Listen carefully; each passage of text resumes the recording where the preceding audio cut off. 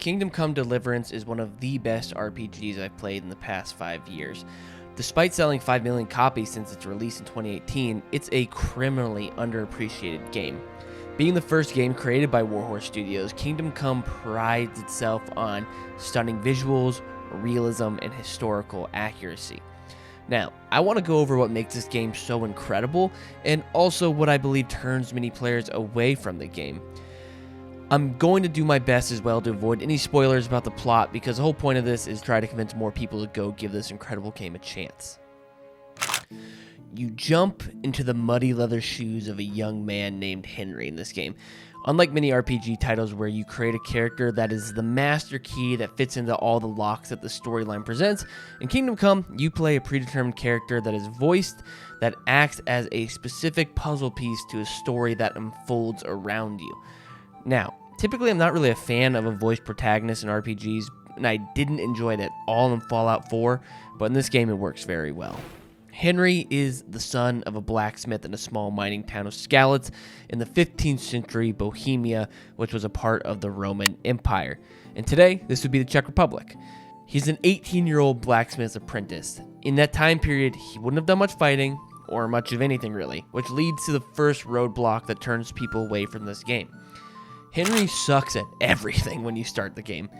The game is extremely challenging in the beginning because you're just a kid who's lived in a small village, working the forge with dad. You have no combat or life experience. If you try to fight trained soldiers and warriors early on, you will die. And boy, it is easy to die in this game. In comparison to a title like Skyrim, where in the first 5 minutes of the game you are slaughtering trained warriors from an army while skipping your way through a dungeon. I've read many players get frustrated with the combat system, so they end up quitting, and I'll admit, my first time trying to play this game, I didn't understand how it worked, got frustrated thinking I absolutely just suck at this game, and ended up not coming back to it for about a month or so. The combat system in this game is meant to be realistic and learned by both you, the player, and Henry, the character. As Henry gets stronger and trains combat, it becomes easier. The progress to go from getting your ass whooped by a rogue bandit with a rusty sword to dueling a knight in plate armor and winning is extremely rewarding though. There is a lot of information in this game. I mean a lot. You are trying to learn the mechanics and controls of a new game while also following the storyline, while also essentially getting a college course lecture on Bohemia in the 15th century. It's a lot to keep track of, and early on it can feel a little overwhelming to keep track of yourself in the historical timeline that's unfolding around you. There are features and skills in this game that I didn't even realize existed, because at some point I just must have missed it entirely. Henry himself has a lot of stats, buffs, different types of skills to manage, but as I began to understand them better, it really made me appreciate the game more for how detailed and intricate you can get into player development. It also makes the game extremely replayable because of the number of different skills and play styles.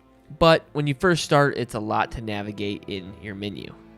Speaking of the menu, it's a bit clunky. It truly feels like you are opening up a book or a journal.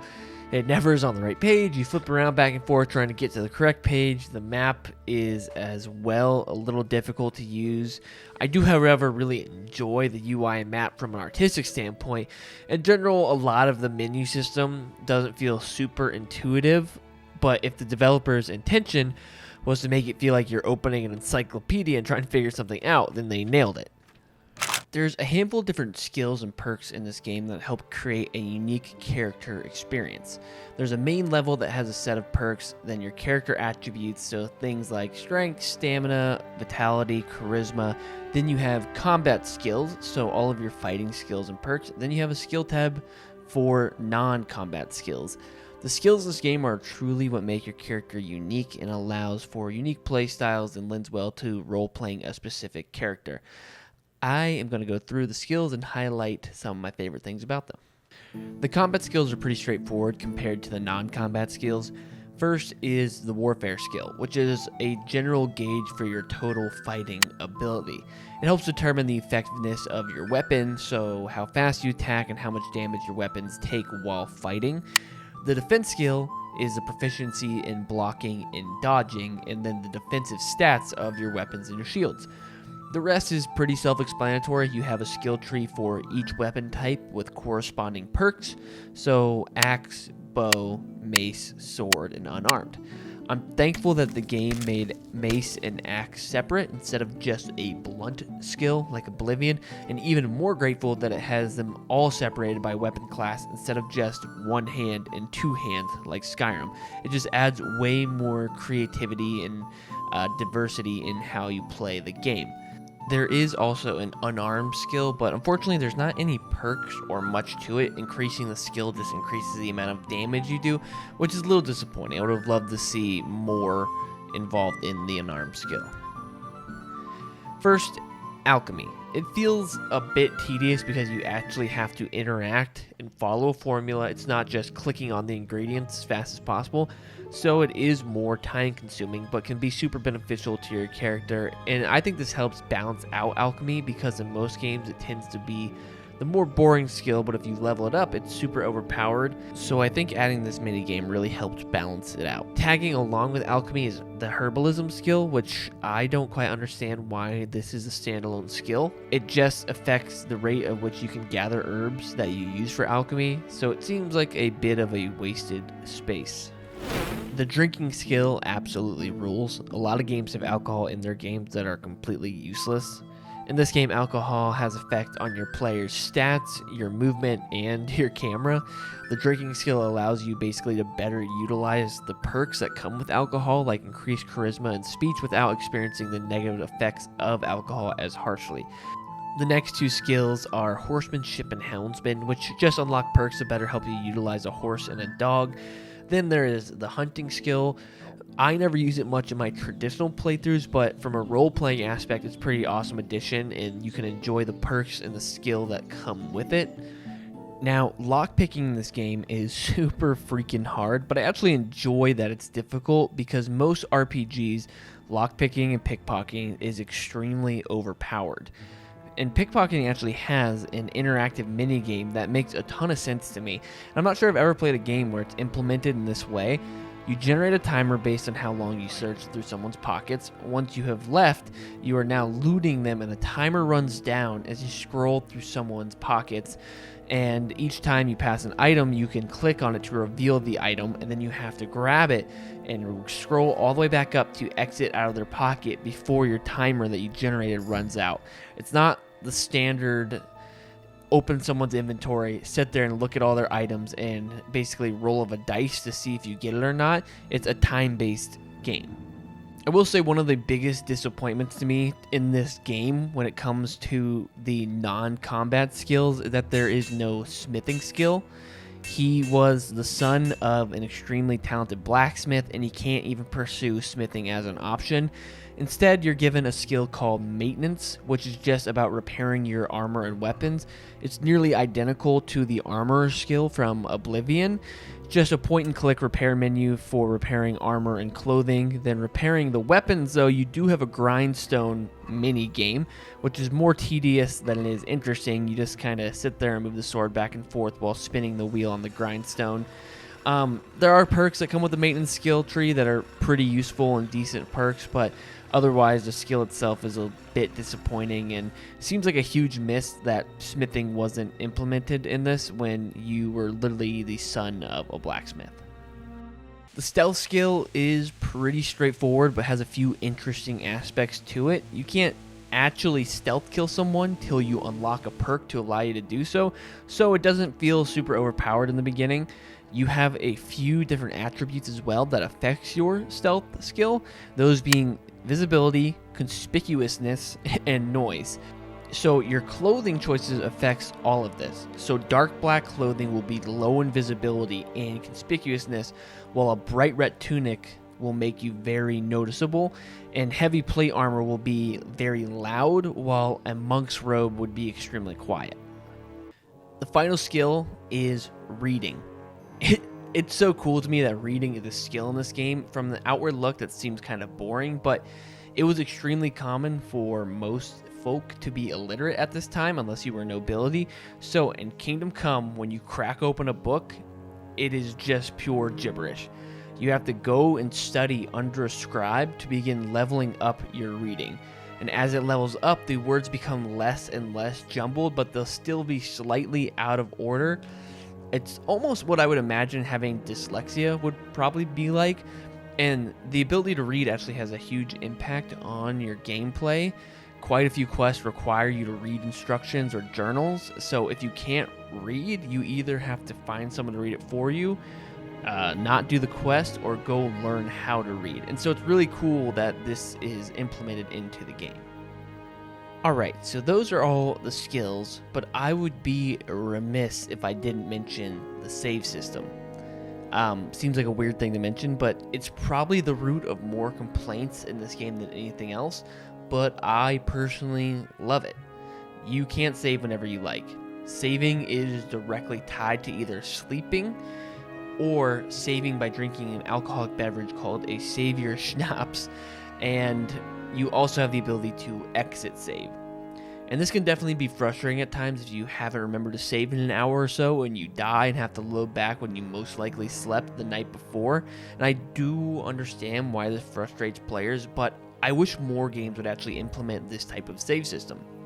It adds gravity and weight to the game and actually makes dying a penalty.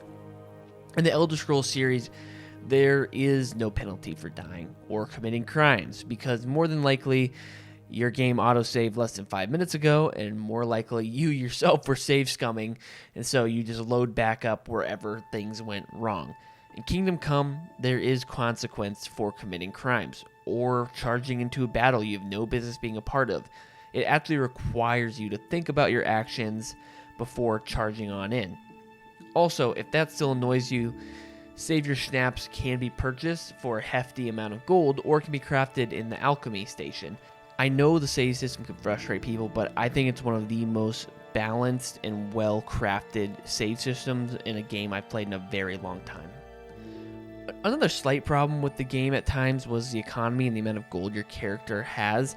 In the beginning, you're dirt poor, which makes total sense, so early on it really gave me a huge incentive to go and explore, pick up side quests and jobs for money, but once you got decent at fighting and you managed to kill a few well-armored enemies, you could go sell their kits for an insane amount of gold and basically be set. So I really never struggled with having money after, I don't know, like midway through the game, so it really felt like a lot of the incentive for searching out side quests was lost pretty quickly. Probably my last complaint with the game is that there are quite a few fetch quests and investigation quests, which I feel like they've just become standard in video game quest writing. Pretty often in this, you are sent by a lord or a noble to go check something out for them, or go pick this up for me. To be fair, though, from a lore standpoint, this does make sense. You essentially become a hired hand / a squire to a noble, and a noble isn't ever going to do anything for themselves, so it makes sense that Henry kind of becomes a lackey to his higher-ups. But from time to time, I do lose patience for collecting supplies or riding my horse across the countryside to go pick up a freaking item. I will say, though, they do a good job in this game that the majority of these fetch quests, the task starts pretty standard, and then it ends up blossoming into something unique that unravels in front of you, and you end up going down a pretty cool rabbit hole of a quest, or something interesting happens. But a lot of times, all the quests start with, Henry, go get me this. I have a few small gripes with the game, but there's just so much that Kingdom Come does right. First off, set aside mechanics, gameplay, and storyline, this game is beautiful. From the graphics, the environment, the atmosphere, and the music.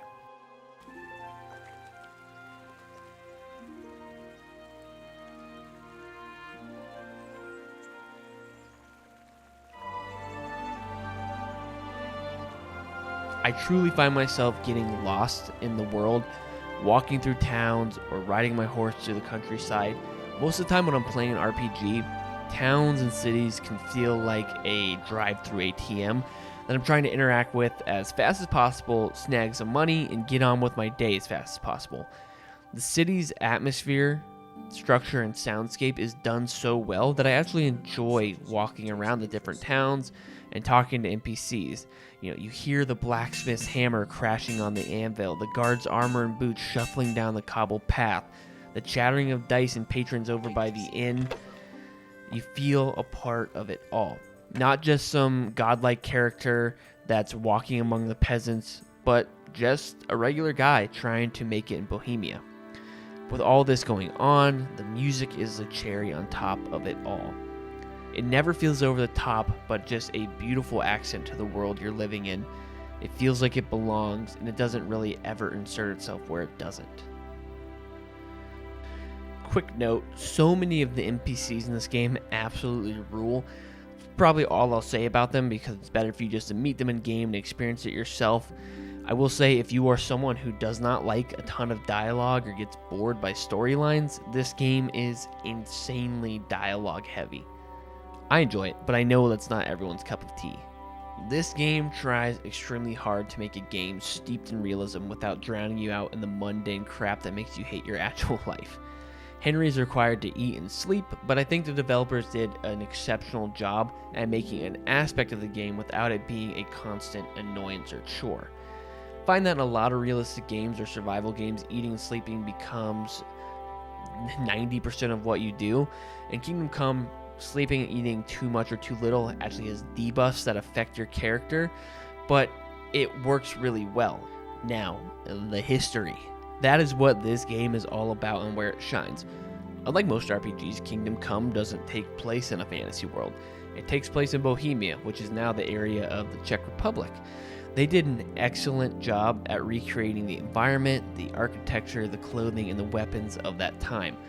All of the towns and cities in the game were or are real places. The main historical figures spoken about also existed and played a role in Bohemian history. Some historians have minor complaints about the historical accuracy of the game, but in general, they did an exceptional job. The whole game, Henry is interwoven into this amazing storyline that has real-life history unfolding around it. And if you enjoy a well-written storyline and plot, Kingdom Come absolutely delivers. Finally, the greatest joy for me in this game is just seeing Henry's progression. There are many routes you can take that lead to a litany of different outcomes in this game, but watching your little blacksmith apprentice Henry go from struggling to fight unarmored bandits to he himself being decked out in plate armor and taking down enemies is just so satisfying. It truly feels like a zero to hero growth process and makes playing the game all that more rewarding. So many RPGs, it feels like you are the demigod who just doesn't know how powerful you are yet, and the whole game revolves around the NPCs sucking you off, being like, whoa, you're so cool and strong and handsome. But in Kingdom Come, you're just Henry. You're out here putting in the work and grinding your way to a better life. You come into this game just expecting to play a sick medieval knight simulator, but leave loving the characters and appreciating the journey you just got to watch Henry embark on. If you enjoy RPGs, medieval history, or even just a good story, you have to give Kingdom Come a chance. Even if at first it's frustrating, it's worth the journey.